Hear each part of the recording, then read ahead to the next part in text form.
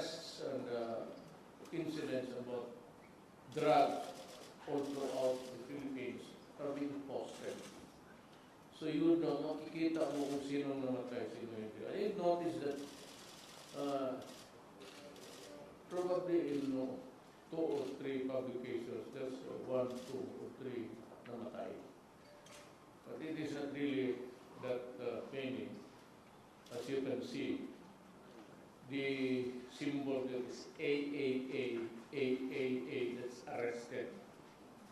At saka yung N, it's neutralized. So yun ang patay. Added to that, sinabi ko sa kanya, tingnan mo, kasi malalaman mo.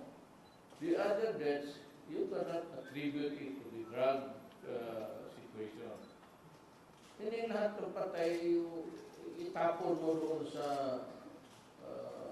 parang, when you say extrajudicial killing, it really means that it is the government doing it. That is wrong. It's tore up. So lahat ng patay na walang suspect, ito ay mong extrajudicial killing, lahat naman talagang killing of extrajudicial. Ngayon, kaya sabi ko, tingnan mo. You might want to join, participate, cooperate. Why don't you take the other ikan? Well, I cannot create an office. I do not have that power. It is only Congress who can create government positions. I cannot do it. Even if it is a delegated power to me in some of the laws. The rule is I cannot delegate what is delegated to me. I am a delegated authority, and I cannot delegate another authority based on the authority of my delegation in the first place. Ganon yan. So, tignan mo yung definition ng position dyan. And it says there about cooperation and all. Pero ang gusto ko sana, sa totoo lang, I mentioned it actually earlier. And I said that to give more teeth to her power, so that maybe she can have whatever she wants there. Sabi ko, as long as there is a security clearance from the government, from the military and the police, go ahead. Kasi sabi ko, cooperate. Sabi ko sa dating police, you obey her. Ang problema kay Robredo is, right after she was appointed, she began talking publicly about inviting the human rights commission. She was talking to the United Nations. She wanted to talk to the European. At marami na siya pinagsasabi. Kung ganon, sabi ko, I cannot appoint her as a cabinet member. If that is the way her mouth behaves, there can never be a position for her. Kasi kung cabinet member sana siya, party authority, because he will be an alter ego of me. Ang problema kasi dito, I cannot trust her. Not only because she is with the opposition. I do not trust her because I do not know her. Hindi ko alam kung sino ang kausap niya noon, kung sino mga politiko, kung sino mga tao, probably, one of the biggest one of the biggest actually of a drug manufacturing apparatus was in Bicol. Naga. I'm sure, but in Bicol. So hindi ko alam politiko na, hindi ko alam kung sino kausap niya. Maybe sabihin mo that her being president qualifies her to be, of course not. I disagree with that statement that just because she is a vice president, she has already clearance by virtue of the fact that she is the vice president. No, sir. I disagree with you. That can happen. It's a matter of the military has to know. And the police has to know where of you start and where it came from. And then basta na increase of the Vice President ka. Kaya maraming mayor na kriminal, nambatay na nga eh. De facto, but election is not a security clearance. So, nung nasige siya ng salita, sabi ko, I will just forgo with the appointment of appointing her as a cabinet member. You know what? She's with the opposition. And she will be attending cabinet meetings. In that cabinet meetings, we discuss mundane matters, we discuss day-to-day matters, we discuss security matters, we discuss critical issues. Ngayon siya kung nandyan, hindi ko man talaga siya kilala. And the way she behaved right after I appointed her does not inspire. It's not inspiring. Natakot tuloy ako. Baka pakitaan niya. Kasi she was questioning noon. Yung judicial, gano'n. Kasali na ang politika. You know, I tell you what. Election is noble. It is a practice of democracy that you elect leaders to guide the nation. Election process but sometimes be, tinker. And that is why you have electoral cases, Marila. The process is abuse and trample. Kaya, delikado yan kasi doon siya sa kabila. Nandito ako, nagtatapunan kami ng basura. Ngayon kung cabinet member siya and she goes to look into the records that are classified matters, China, whatever. Kung hingiin na yan, being a cabinet member, she would have access to everything, which is not. Anong sabi ko, election is a noble thing. But politics is always dirty. Especially if you're the other side. Huwag mo na lang akong bulahin. Kung anong mapulot mo dito, balang araw, 2 years na lang.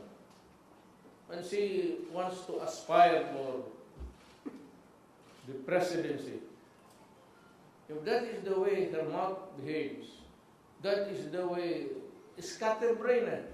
I will talk to this, tapos and there are there in the Senate who are fishermen. Nasa Senate may mga fishermen dyan. Pag magdapa siya, magtanong, kapartido niya, they will fish something from your mouth. Tapos, if they can have this, thing, they can always prepare for you during the election. Ako wala na akong problema. Wala pa namang eleksyon. Siya ang may problema. Kaya sabi ko kay Lene, noon pa hindi kita sinasagot. Pero yung knee-jerk reaction mo palagi na, hindi ka talaga presidente ng gano'n. Hindi ako pubuto sa iyo kasi kaibigan tayo. Right after delicate matter. No, I will talk to her. She invited even yung mga prosecutors ng Human Rights Commission, which we rebuke. What were the purpose? Bakit na pupuntahin dito yung mga prosecutors and all? She was grandstanding na eh. It was like a carnival after talking right and left dito. presidente ka mo, ganun ka.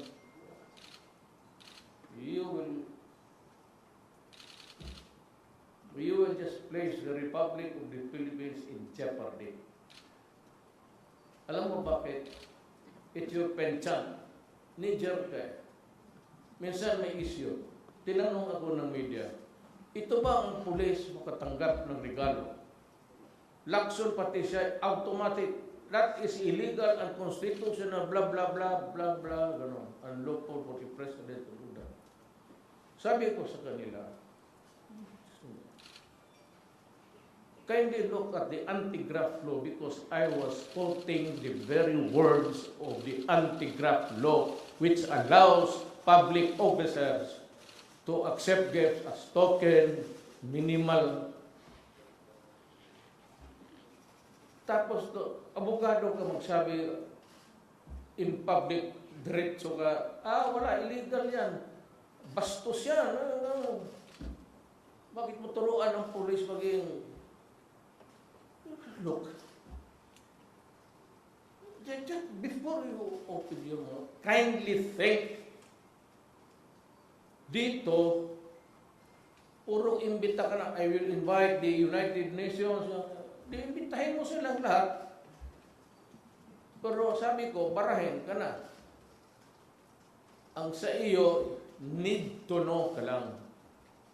But as you can direct, sabi ko, you can give the directions, you can give the guidance, but you do not have to go there and waggle inside the law enforcement process. Magsama ka doon sa mga mabuti. I suggest you go sa mga pulis. Ako, I suggest, henceforth, itong mga pulis, basta yung the drug raid, invite every network. Magpa-cover kayo dyan sa likod para makuha ang pagkatigas ninyo. Mga pulis kayong ginawa. Simple lang man yan. You could have requested somebody. PTB4. I-cover mo kami. Diyan ka sa likod. Para pagputok, sabay na tayo. Akala mo naman walang namatay na pulis. Now she is treading a very dangerous ground. I leave it to her to continue. Well, Lenny, you give them the proper guidance, the direction to which they should proceed. The way the reporting, it must be clear. Have it reported. Ako, nanyan sa PTV4, yung extra time dyan. Nandyan lahat yung incidents regarding drugs. Yung makikita mo, sino ang mga tao sa Pilipinas. That is every day. May briefer na ba ngayon? Do I have a briefer now? Nakita ko sa inyo. First page yan, kalista. Yun ang pinapakita ko. Tingnan mo kung ilang patay. Yung ibang patay, yun, because that is the official record. When they go out of the, nandiyan yan sa logbook. Operation, target, drug, gano'n. Hindi maka-counter check ninyo eh. Kaya, kung makinig kayo sa basura, so it's really between kami and ang opposition. I am inviting the Filipino people to choose which is good. Yung namatay ng mga kriminal o yung mga inosente. Mamili kayo. Ilan ang namatay na inosente na wala kalaban-laban? Ilang bata na namatay na ni-rape na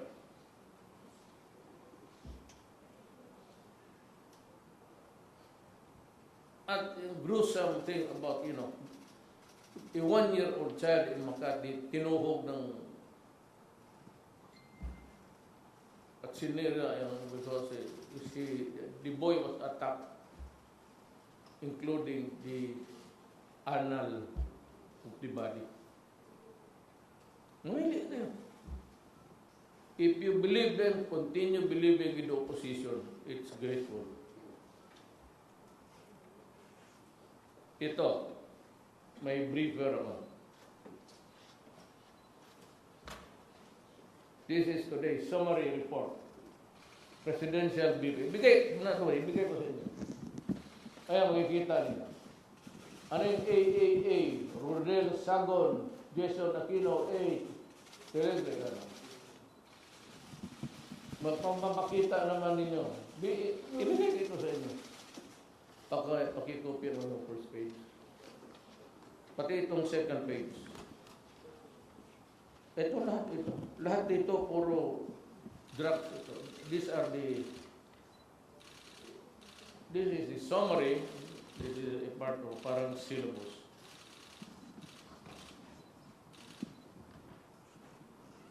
Yan ibigay ko.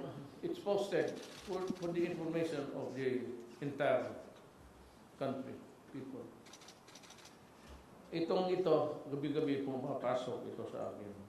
Mayor, ganun rin. Sinunod lang nila yung style ko. May mga patayan noon, pero lahat, walang ito. Ito, drugs lang talaga to. Dalawang pages. The first 2 pages.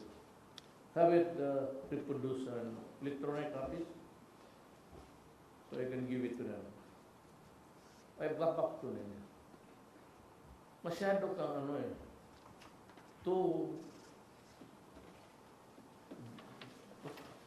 pati ba naman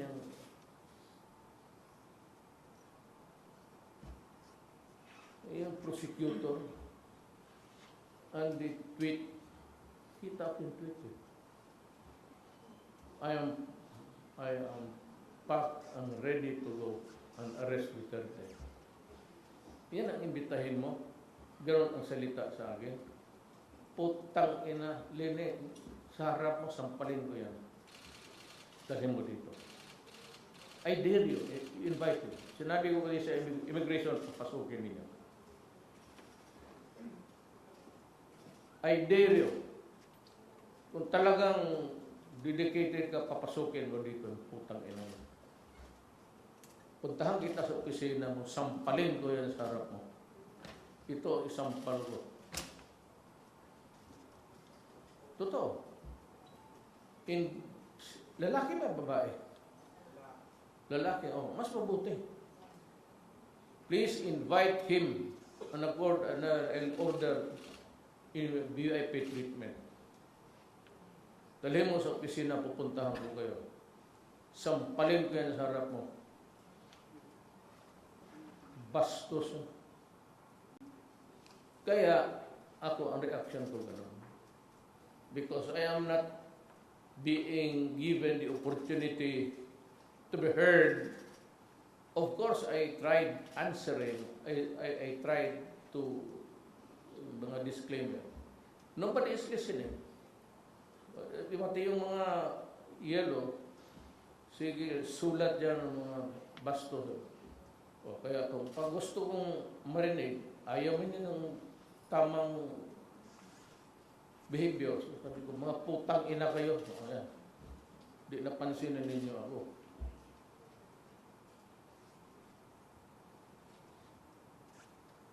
So yan, sandali lang. Tapos, just let me round off the feeling. Para, yan ang ano. So, ang election, maganda. Pero yung election process, sinisira ng mga politiko.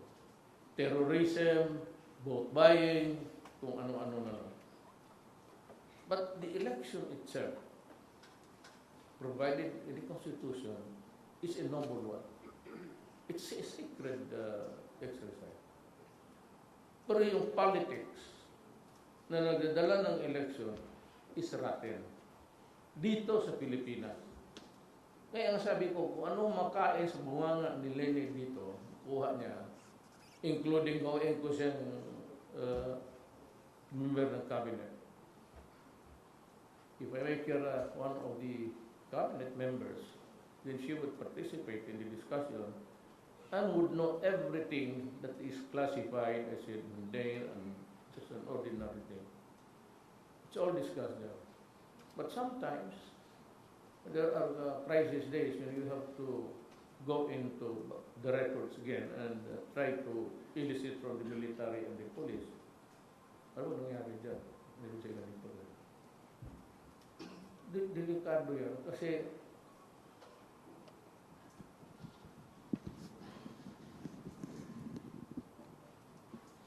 may mga tao rin ang gobyerno sa loob, including ang mga military. Have you heard of deep penetration agents? Well, okay. We are a republic. We are practicing good practices to safeguard the country. And so, I cannot jeopardize those things if I make her a cabinet member, and then she would demand, cabinet member na ako, I give me this job, then I will have to dwell on the records and everything that I wanted to know, or I want to know. So, to my mind, in my own estimation, it's not good for the country. But I don't care. Si tinkers with classified matters, secrets, bahala ka. Ako, bahala. Huwag mo na akong galawin. But then, what do I...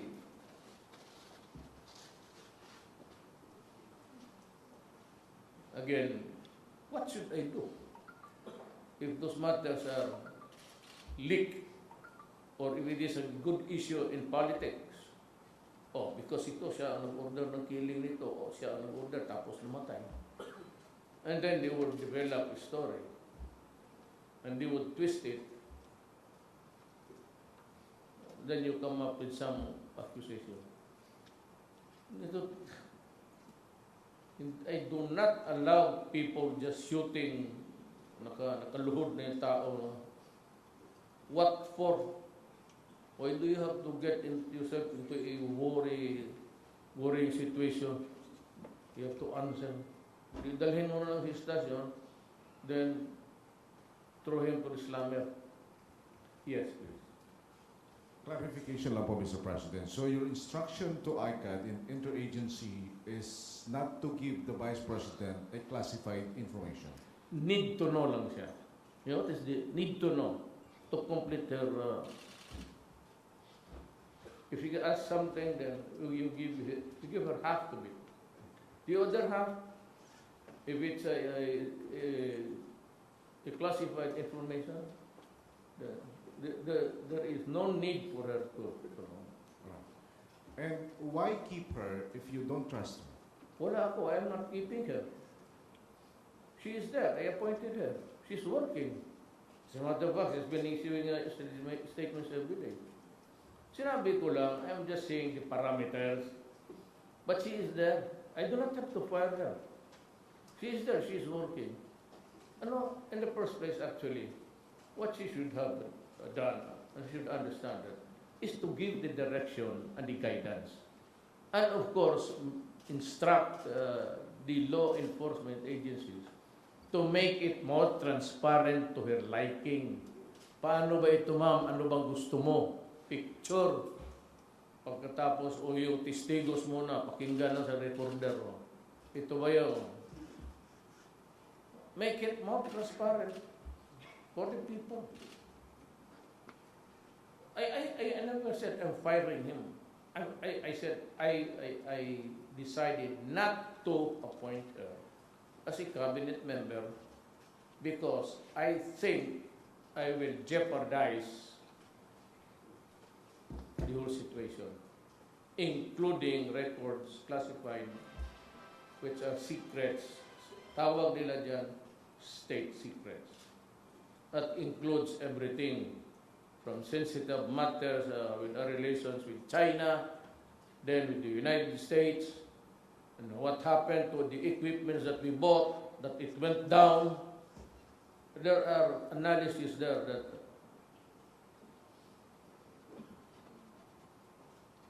you remember helicopters that crashed? 2 or 3, we paid for it. And our soldiers paid it with their lives. Been asking for an information, been asking for an investigation, nothing. So we have this, where it came from. Paano nila ni-repair? Anong repair date? Kagaya ba ng noon, refurbish it and present it as new. Kung ito nahulog itong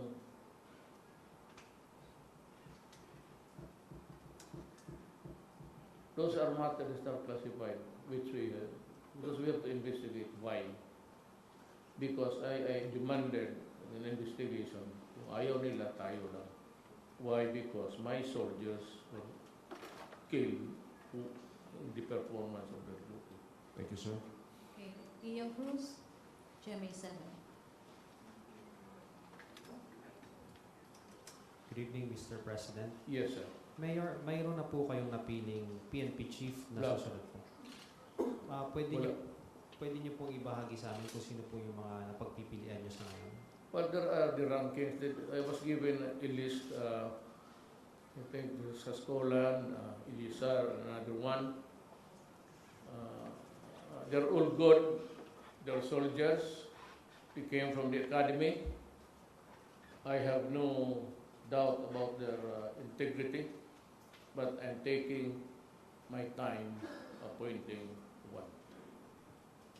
Sir, bakit po medyo natatagalan po kayo? You said na you're taking your time. Because he would be appointing the heads of every department, especially the controller and the finance people. Sino yung gusto niyang mapunta doon? Sino yung ang kaibigan niya? Eh, ako kasi, pag binigyan kita ng pwesto, hindi na ako nagkikalam. Pag si Bato, when I appointed Bato noon Station Commander, I do not anymore magsabi yung barangay captain, wag yan, kasi ganon. Inuhuli kami. No. You go to Bato. O you go to itong mainit na ulo, yung PD, Danaw. Mainit ang ulo ng tao, bata. Pero he's good. Worker talaga yan. Parehan sila ni Bato. They can solve a kidnapping overnight. Sabi ko, I want that kidnapping. Ikaw, Danaw, bugbog ka na. Sabi ko, ito, hanapin mo by no morning.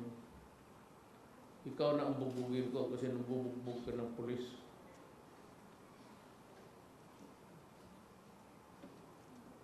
Okay. Chonay.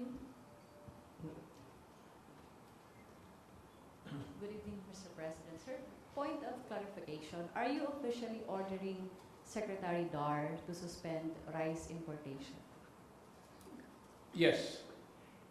Because it is harvest time. Ganito kasi ang laro niya. Kindly sit down. You can stand up. Just ask your question sitting down. And I will stand for you. Itong sitwasyon, devil and the deep blue sea. Kung walang pagkain, halos kabahan ang mga tao. Nag-riot na. Tapos sige na, magugutom na ang mga tao, wala nang bigas, next month, wala nang kainin, mahal na. Ito namang mga producers, sige sila tanim, tapos pag harvest time, nagko-compete, wala nang bumibili sa kanilang produce. It is really between, I will simplify it with you. Itong problema natin sa bigas, ganito yan. Ang elements dyan is producer, ang mga farmers, ang nagtatanim, ang consumers, tayo. Tayo lang ang naglalaro niyan. Wala nang iba. Ang producer ang nagtanim, at yung kumakain. Ang problema, itong kumakain, marami masyado na itong si producer, ang tanim niya, kulang after harvest time. Magkulang talaga ang supply. So, panahon kung wala na, kung hindi ako mag-import, kagaya nung nangyari, wala na. Sigurado, gutom ang abutin. Magra-riot yung tao. So, mamili ka. Kung ikaw na sa pwesto ko, magutom yung tao o galit yung mga farmers. Hindi magutom. Kaya may bigas man, di kainin mo. Ganun yan. Ngayon, sabi ko, pag harvest time, wag, seasonal naman talaga yan. Ang problema, hindi ka kasi makaasa dito sa mga producers. Magsabi sila, makatanim kami, pag ma-harvest lang namin, we can fill up the 2/3 or 1/3 of the requirements. Correct. Yan ang sabi mo. Pero hindi mo alam ang sitwasyon ng mundo mo. Lalo na sa climate change ngayon, na ang tanim mo, baka aabot talaga ng harvest time o yung tanim mo, warakin ng mga bagyo. You cannot predict. No prediction can be made. Just like earthquake, no one can predict when an earthquake would.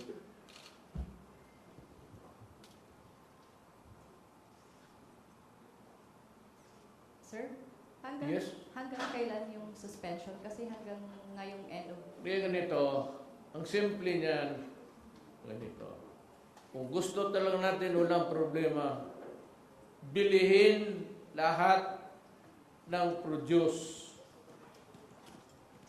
ng producer farmers. Bilhin.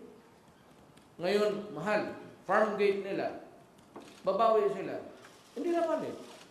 Kagastos tayo, bilhin natin. Tapos, wala. Palugi tayo. Para yung mga farmers, may resulta sa pawis nila. Sino nalugi? Wala. Tayong Pilipino. Bilhin natin lahat yan. Tapos dagdagan natin kasi kulang talaga. That's why ang rice mahirap noon. Alam mo bakit? If you import rice noon, bawal. Kung hindi man bawal, magkuha ka ng quota. Quota sa kurakot. Hihingi ka ng permit sa gobyerno, patay ka na. Dagaan ka ng ilang opisina, hingi dito. Hanggang pagbili mo sa rice. Pagdating doon, yung customs,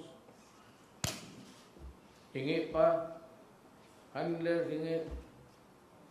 Tapos maghingi pa, paglabas mo, yung mga polis dyan, maghingi na. Checkpoint, pag doon sa taas, hingi, LTO. Putang ina. Meron bang isa, yung department of, tanggalin ninyo. Total, may mga NPA na, hindi ba kayo maubos?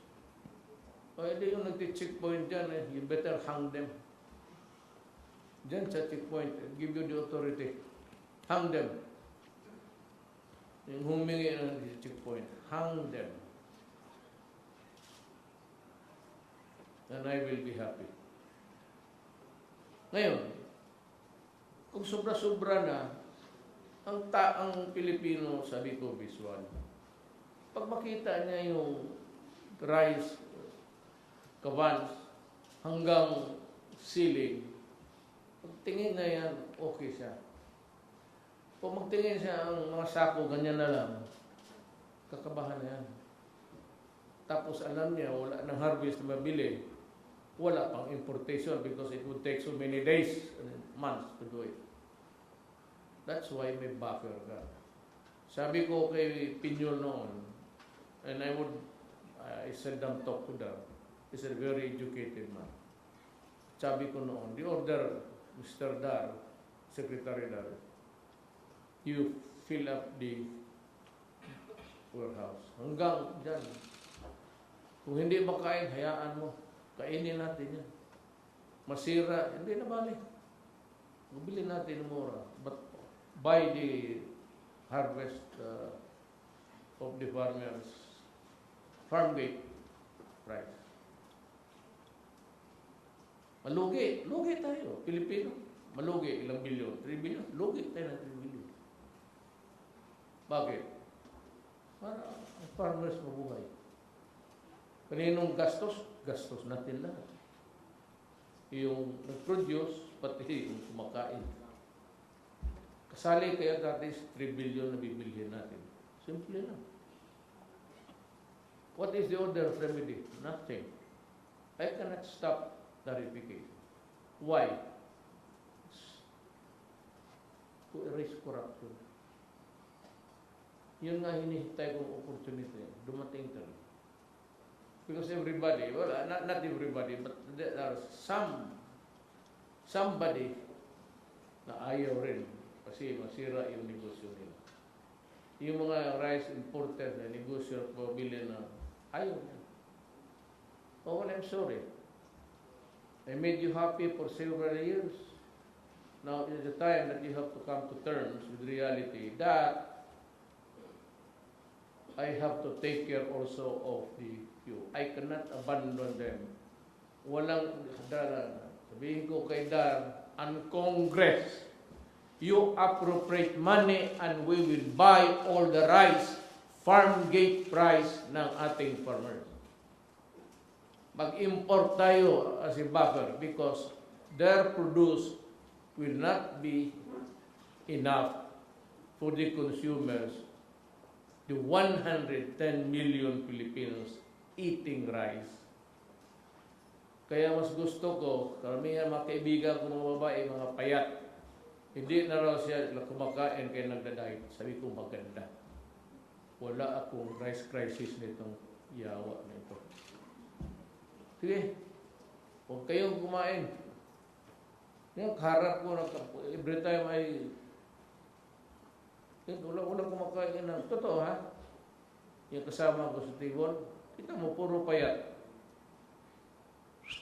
Saan na yung ano ko? Kasama ko sa table.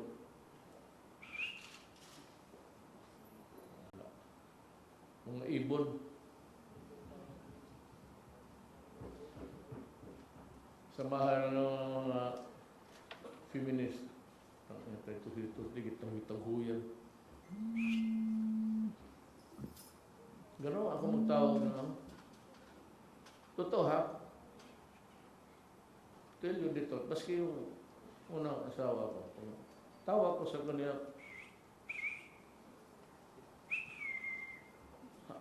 Saan ka? Dito ako sa kwarto niya. Totoo. Bakit butas yung mukha nga? Ayaw, buo yun.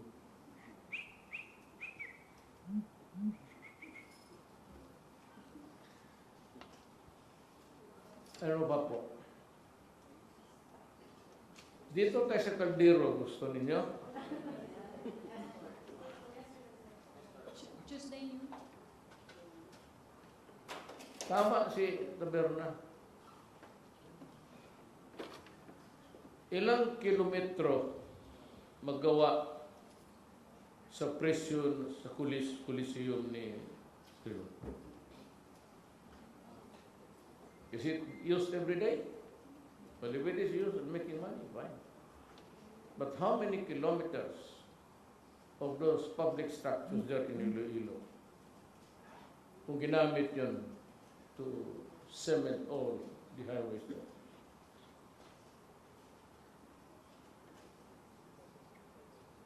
You know,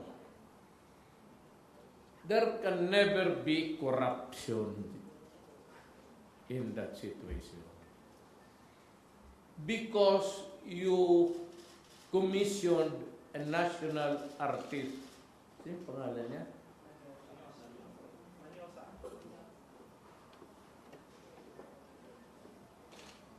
Oh, ito, si Minyosa was commissioned by the government to create yung nakita mo yung kaldero ngayon. It is a product of the mind. You cannot estimate how much nalugi ka because it is the rendition of the mind of the Creator. Kung yan ang singil niya, di sabihin niya, edi huwag mong bilhin kung ayaw mo. Yan ang presyo ko. That's like a painting. Yung pintura, magpumisyon ka, sabi pagkatapos, family painting na ano talaga, pati yung mga mukha namin dyan sana, hanapin mo, taas. Yung naka-gallery dyan, yung gumagawa niyan, binayaran yan. How much we do not know. Yung isang picture dyan ni Presidente Duterte, ginawa yan. It was paid for. Kailan? Abot siguro ng 5 million. You cannot debate with a painter. Sabi niya, sir, yan ang na magsabi ka, you create a symbolism of the athletic activity. That is the mind of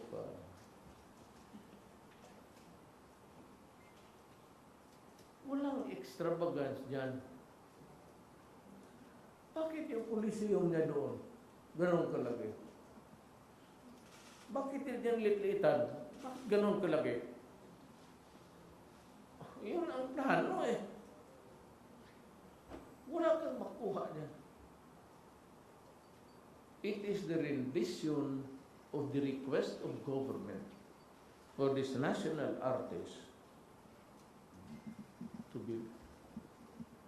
Siya lang ang nakaalam kung ilang presyo. How much did you pay? 5 million? 45? Well, that's about it. Di sana kung kasi sabi mo sana huwag na lang. No, gaano ba talaga kaliit o kalaki ang kaldero? Sino ba ang pinakamalaking kaldero? Alam niyo sino ang pinakamalaking kaldero?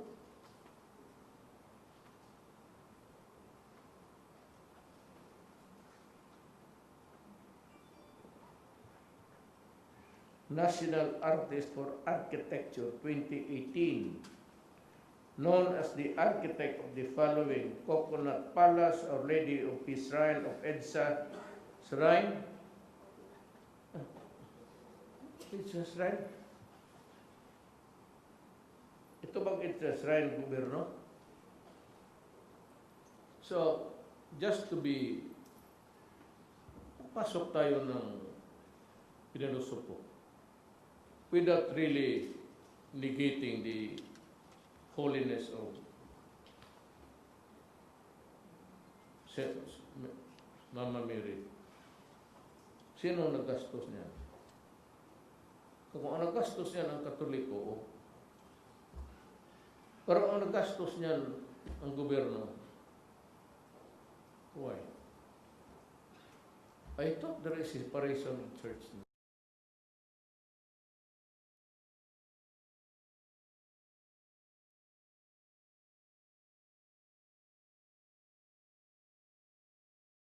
Victory to the lady, and you make his shrine. And I believe it is EDSA shrine. I don't know if it's a donation, fine. But if it's a government, I really would say that it is a violation of our church and state principle.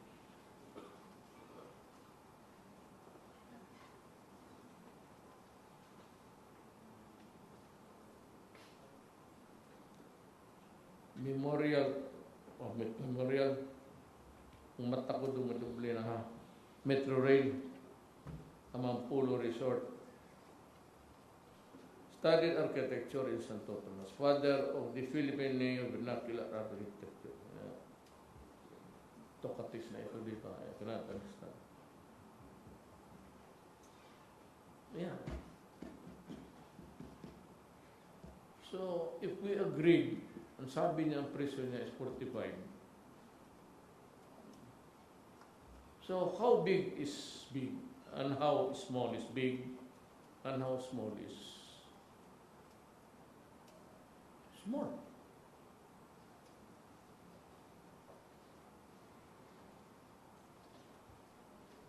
Gawin ko kayo ngayon. And it can build so many schools.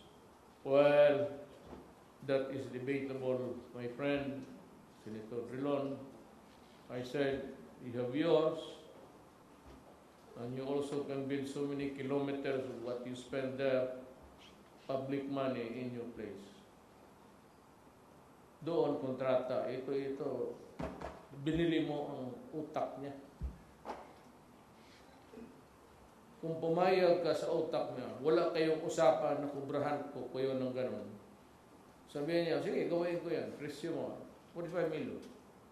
Gandahin ko. Wala, sige. We build schools, yes. We build infrastructures for an Olympic event, yes. You impose your whatever thing there, as big or small. You begin to criticize the efforts of the people there. Ako sabi ng ano niya na ito kalaki ang gawain ninyo. Yes, following the wishes of the person who made it.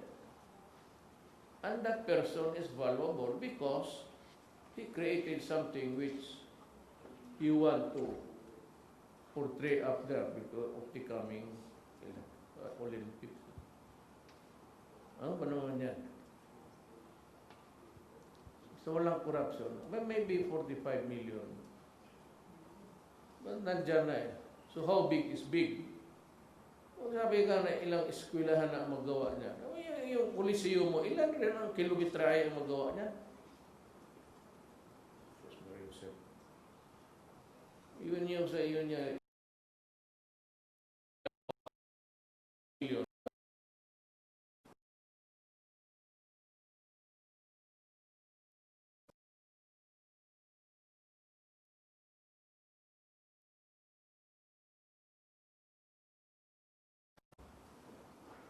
Lahat tayo.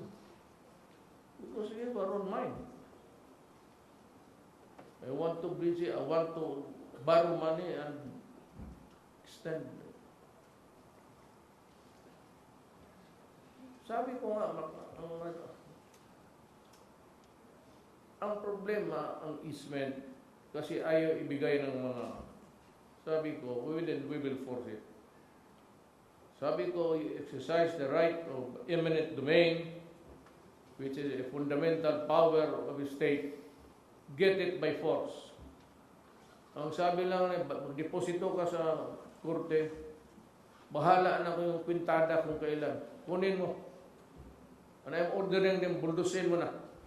Huwag kayong magbigyan ng DPWS, do not give me that shit. Transportation.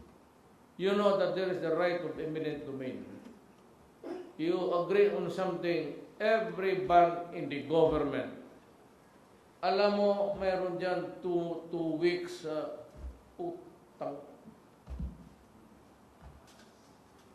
Look, every government office, including the cabinet, pati ako, the papers must be out yung mga projects 1 month.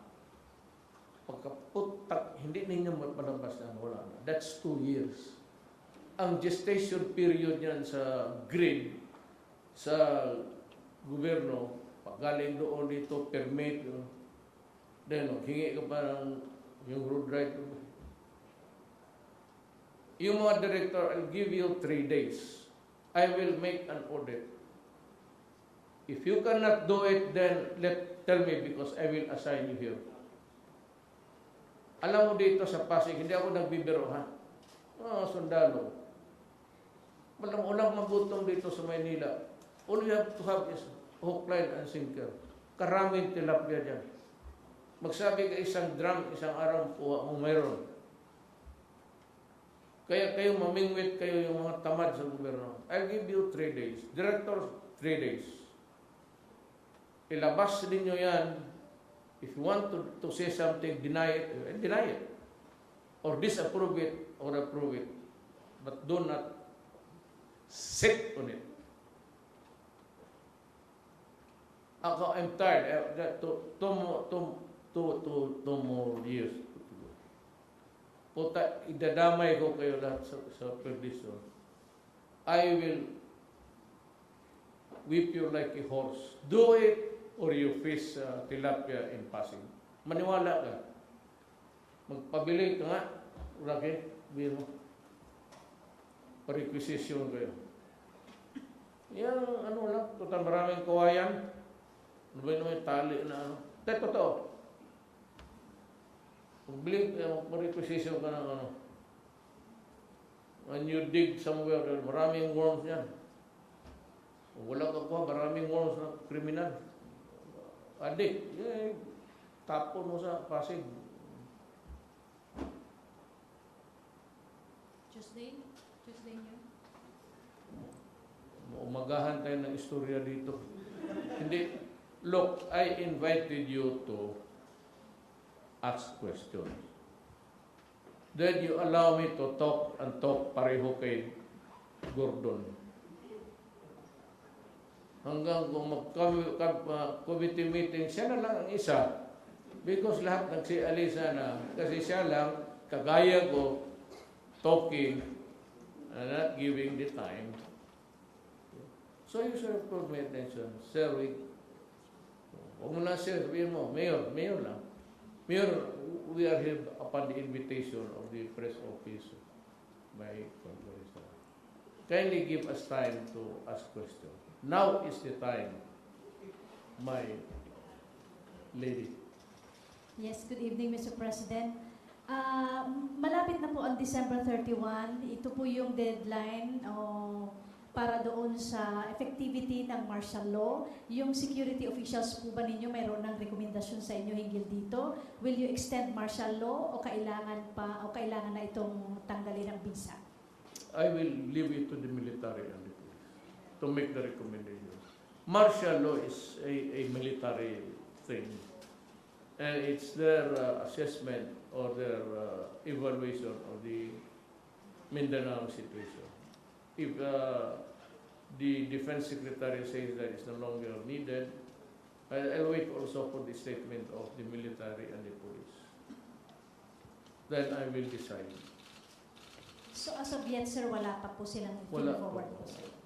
Wala pa sa table ko. I was looking at the papers here, kanina po. Hindi ako kasi I am always behind my schedule. Kasi I had so many and this Korea, sabi ko sa inyo, I hate traveling. I don't want to travel. It gives me headache and everything. But this is important, so many things at stake. One is that we are buying arms. Second is that there are many assistance on the way coming. Third is itong Seoul is a vital partner natin. Alam mo kasi ang mga armas ngayon mahal.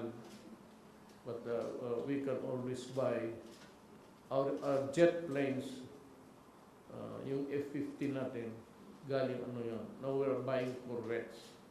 Or how do you buy corvette or corvette? Or whatever. I'm buying the arms and I will look into the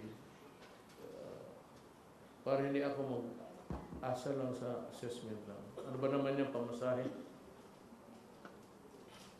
Mag-ano ako mo commercial lang ako, puntang Korea.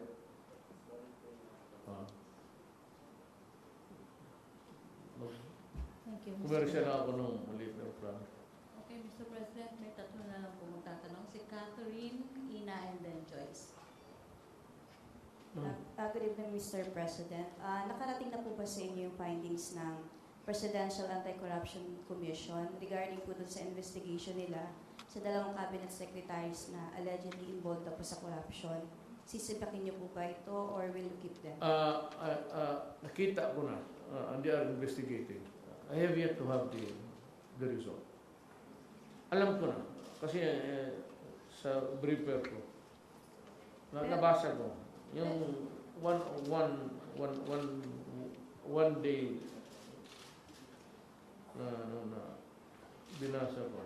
Pero sir, sino-sino po itong cabinet officials at ano po yung corruption issue po na involved sila? Wala mo akong malaman actually. I do not know of any. I should know actually. If you are corrupt. Kasi papatawag kita dito sa opisina and we'll have a one-on-one talk. Wala akong... Kasi kung meron, ay pare. Sigurado. Pagtapos namin. But let us observe due process. Alam mo yung kay ano, let me go back in time. Kay Albayalde, kung ako ang fiscal noon, itatrap ko talaga. At that time, kung yun ang ebidensya lang sa harap ko, because inimbestiga ito ng Department of Justice. I forgot the name, ang isa si Malcontento, is that his name? Pero nagdududa ako kasi drug money. Tapos pinabasa ko, sabi ko, pag ako ang fiscal nito, talagang idadrop ko. Tapos sabi ni sekretary na, talagang wala eh. Kasi wala pa lumabas lahat. Yun ang problema. They filed it half-baked, half-cooked, or even it was to me as a prosecutor, a raw hilaw talaga. So kaming nasa quasi-judicial, tawag yung fiscal. Kung ako talaga, sabihin ko publicly, you can go, inatrap ko talaga. Tama yung ginawa ng Justice Department. Pareho kami fiscal. Droppable ang tawag niya sa akin. Walang gagong fiscal. Pagdating sa korte, mumurahin ka ng judge. Are you a lawyer or are you a lawyer? Ina? I wish everybody would have his time to ask questions. Good evening. Because if not, then you'll have coffee. Sinabi ko sa'yo, ano ka ng kape? We'll have tea party after. Meron ba? Hoy, ihawon ta mong yawa. Sir? Ihaw ang tawag niyan in-house something. Ano nagmamanage dito ang tawag ihaw. Kaya sabi ko, mag-prepare at least coffee lang naman. Siyempre, puntayin dito yung mga kaibigan kong mga journalist. They journey here late at night. Tapos wala lang man baski kape. Mabuti pa, ang patay pala nito. We're good, sir. May kape? Sana mga tao dito? Meron? Meron? Ano lang? Coffee, pagkain mo na. Ayun pala eh. Break muna tayo. Totoo. Break ulit. Gutom ko. Let's Di pa continue. kasi ako kumain. Sabi ko nang babasa ako kanina eh. Sinabi, nandiyan na kayo naghihintay. So, sakay ako sa lunch ako na walang patungog. Thank you. Walang for radar yung all lunch this ako. comment. We're okay, sir. Thank you. Sir, the Department of Health has reported a confirmed case of a teenager who got ill because of vaping. I'd like to get your thoughts on proposals to Buti ka. ban it. Kaya ikaw ang gusto ko because you asked the question at a time when everybody is sleepy. This will wake you up. I will ban it. I will ban it. The use and the importation. I hope everybody is listening. Relay na lang. You know why? Because it is toxic. And government has the power to issue measures to protect public health and public interest. You know, ang cigarette the confirmed chemical there that's not good for humans, it's deadly, it's nicotine. It's it uses a habit forming, and it is toxic, and it kills people. And even the Surgeon General of the United States said that it will cause cancer. That's why it is there on the side of it will cause cancer. Now, itong vaping, sabi nila, is electronic. Don't give me that shit. Better stop it because I will order your arrest if you do it in a room. I am now ordering the law enforcement agencies to arrest anybody, ang tawag niyan, vaping in public. That is like smoking. Cannot do it inside the room. That's full of shit. You contaminate people na hindi na pala panahong mamatay. You know why? Mabuti pa ang sigarilyo kasi the confirmed toxic thing that causes harm to people. Nakalagay dyan yung nicotine. Itong vaping, it contains nicotine and other chemicals that we do not know. It has not passed the FDA, Food and Drugs. And at this time, I said, smoking is dangerous. So vaping is also dangerous, and I am banning it. And if you're smoking now, you will be arrested. I am banning the importation. So customs, you listen to it. You are banning it altogether. Sir, are we expecting an executive order on this soon? Yes, purely, but nauna na. Hindi na kailangan. As you know, as a government worker here, standing, working here, I have that urgent power to do it. So I'm ordering it. Sir, The EO will follow. Sir, just to be clear, is this a total ban or Yes. just a ban? Importation is not allowed. So hindi lang po siya, sir, na pinagbabawal in public places. It's more than that. Bawal yan. Kaya nga, give me the wherewithal. It contains nicotine. So what other, sabi mo may, there's a taste there. You can choose the scent and even they're just killing people for money. I will ban it because it is not good and it is contrary to public safety. Sir, this is still involving the Department of Health. Nakarating na po ba sa inyo yung listahan ng DOH about the list of more than 100 medicines na gusto po nilang ipababa yung presyo? I understand you're supposed to issue an EO also about this. When Wala pa. are we expecting? Ipabasa? No, wala pa. Hindi pa dumating sa akin. Kung dumating man, hindi ko pa nabasa. Okay. Ang ganyan kakapal yan. 2 days lang. I said, I read it. That's why it takes time. I did kasi yung iba. I'm not trying to attribute it to anybody. Yung iba sa akin, pag initial na, wala na sila. No, I do not do that. Maski na may initial, may ikot na yan dito, pagdating sa akin, babasahin ko yan. So that I know what I'm signing. Thank you, sir. Last question, Mr. No? President. Joyce. It's still early, it's only 11. Good evening, sir. Sir, kamusta na po ang inyong kalusugan? Were you able to rest these past few days? Nakita ka na isang tindig na lang ito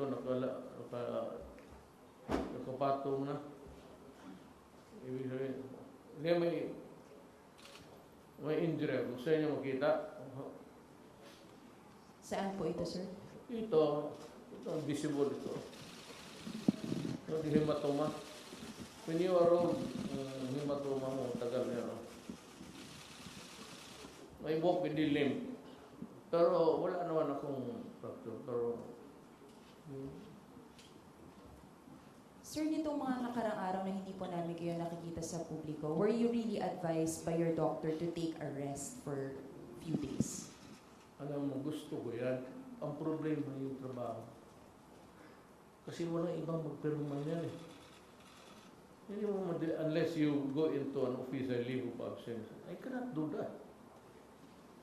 No, but no president can ever do that. In between, far and wide, your vacation, kapag may nangyari, alam mo, ang Pilipinas continues to be a volatile, whichever. You have the insurgency, you have the NPAs, and you have the terrorists. Ang pinaka-dangerous na, the terrorists. Mahirap mo. But sir, yung pagpapahinga ninyo, was it advised by your doctor? Ano po? Was it advised by your doctor, sir, for you to take a rest for a few days? Hindi nga ako makarest eh. Uwi lang ako. Tulog na ako 2 araw. Kasi para to make up the shortfall, ika nga. Pero after that, patulog ako maski diretso, gabi pati hanggang umaga tapos hanggang alas 6. Then I wake up with a more sturdy feeling of my body. But alam mo ma'am, I am 74 years old. I'd like to talk to the people in the Philippines. I am 74 years old.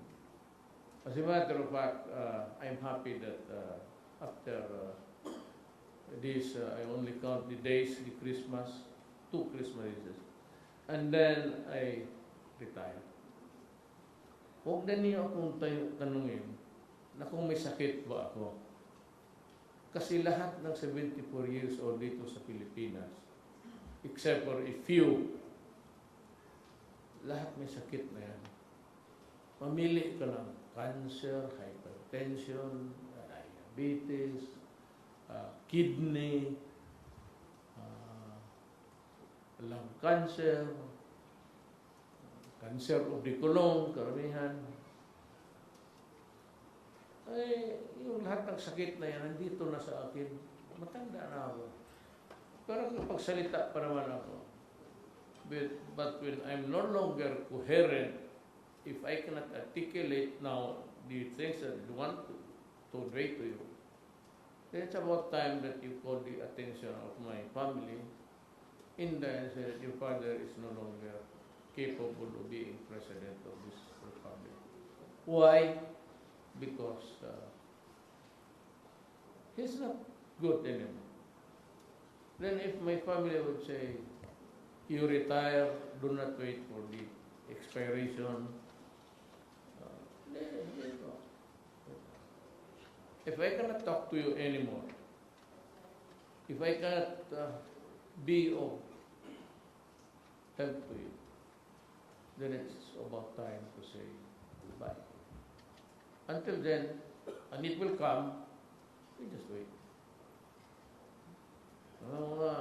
Gustong ako ipakulong, then walang problema. Ipakulong ako kung kaya mo. Sir, by next week, lilipad po kayo sa South Korea to attend the ASEAN Commemorative Summit. Do you believe, sir, you are in good condition to fly and attend this event? Hindi man ako ang makina, ma'am. Upo mo lang ako doon. Basta hala ng aeroplano. You know, I said, I am 74 years old. And when I decide to travel outside, it presupposes that I think kaya. But to worry about I'll give you one advice. Things beyond your control, do not worry about it. You're just wasting time. There are things in life beyond your control. So do not kill yourself thinking about it. Aeroplano. You take a small plane, it's cheaper. The people do not rather. People do not have to share the burden of paying. So you want to be frugal about it. You ride a plane, Korea is a little bit far, but your hands is sa Diyos. At sa piloto. Ang piloto, kung i-dive niya, wala ka talagang magawa. Kung ang piloto bagong nag-graduate lang, tapos take off ka, sumakay ka, it's no longer your worry. So why worry? No, I do not worry because I do not control life and death. It's God. Sir, last na from me. In the sidelines of the ASEAN Commemorative Summit, will you be having bilateral Yes. talks with state leaders? Sir? Yes. Ano pong countries ito, sir? Well, security matters. One, security talaga. And it's obvious. It is now the equilibrium of geopolitics. North Korea, then the Spratly Island. The South Koreans are also against the occupation of the South China Sea and the claim of China. This will be taken up because one day, when we decide to really go for it, it will be the Western powers plus Seoul plus Tokyo and Australia, Malaysia, I do not know it. I'm not sure, but they join the parade. Philippines.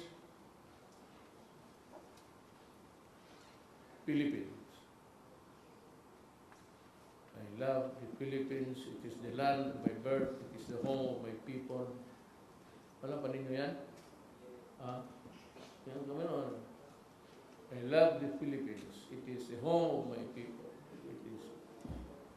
Sir, just to clarify, I will decide when the time comes. I will not make any guarantees because I said we do not have even the firepower, and I will never commit to something which will just massacre. Bahala kayo dyan. Tayo cover lang.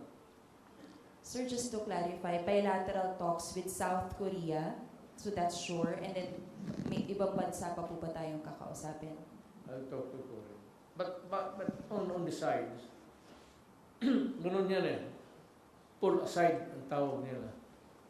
Pull aside is, pag nandiyan ka, birahin ka, kunyari, ito, halika na muna sandali. Then you're in a room. Sabi yan, yun ang pull aside is, gusto kang kausapin ni Abi o gusto kang kausapin niya. Usap kayo. Wala yan sa agenda. Karamihan security. I said, if it is to the interest of the Republic that I will commit to any, then I will. But if it is not, I said, to the interest of the people of the Philippines, I will never commit to anything that will even jeopardize one life. Pasensya na, Mr. President, mag-last question daw si Henry. Opo. Hindi na ako. Susuagan naman. Mr. President, on behalf of the Malacañang Press Corps, maraming salamat po sa inyo. Your Christmas wish sa ating mga kababayan, ngayon pong nalalapit na Yes. Pasko. That you will have your, ano tawag yan, yung kain sa gabi? Noche Buena. I hope that you will be sitting on the table, having Noche Buena with your family, and happy about whatever the situation finds us. Oh, I said we cannot control everything. There are things which is beyond our control, so just magkape muna tayo. Bakit kayo inyo man yan? Sabihin nyo, huwag yan kasi kami mga media, hindi kami uy, loko-loko. Inyong pera yan, yan akin. Bili ng gobyerno yan. Uy, ako pa magpabilihin ng kape ninyo? Maswerte kayo. Ha? Wait tayo. In pera. Huwag kayong mahiya. Wala akong hingiin sa inyo. Kaya ko ayaw ko kayong kausapin nga para wala akong hingiin. And you know, nandiyan buhay pa ba kayo? You covered me, you covered my presidency. Never ask anything. Ayan si taga Davao. Oh, Rocky. Tagal ka na tayo. Tagal na ka. Nagkasyuta na lang tayo. Noon, wala akong hilingi na favorable article ko rin. Ang hiningi-hingi ko lang, kung sakali man na meron ako, I will decide one day whether to allow. Hingiin ko lang sa kanila. I will just ask for the truth and fairness. That is all. You can publish anything as long as it is. Huwag mo lang i-twist. Publish mo, show it to the public, I will not mind. I guarantee you, I will even protect you. I am asking only for truth and fairness. That is all. Thank you. Sabi muna tayo. Pag hindi